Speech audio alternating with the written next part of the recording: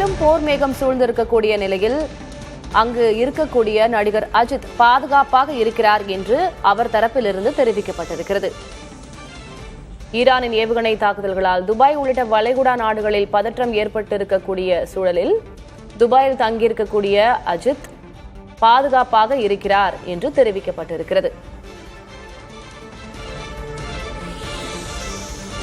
Car பந்தய போட்டிகளில் பங்கேற்பதற்காக துபாய் சென்றிருக்கிறார் நடிகர் அஜித் என்பது குறிப்பிடத்தக்கது. இந்நிலையில் ஈரானின் ஏவுகணை தாக்குதல்களால் துபாய் உள்ளிட்ட வளைகுடா நாடுகளில் பதற்றம் சூழ்ந்திருப்பது நமக்கு தெரியும்.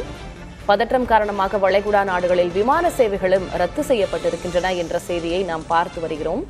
துபாயில் இருக்கக்கூடிய நடிகர் அஜித் பாதுகாப்பாக இருக்கிறார் என்று அவரது தரப்பிலிருந்து தகவல் தெரிவிக்கப்பட்டிருக்கிறது. கார் பந்தய போட்டிகளில் பங்கேற்பதற்காக துபாய் சென்றிருக்கும் நடிகர் அஜித் துபாயில் பாதுகாப்பாக இருக்கிறார் என்று அஜித் தரப்பிலிருந்து தெரிவிக்கப்பட்டிருக்கிறது. அண்மை செய்தி.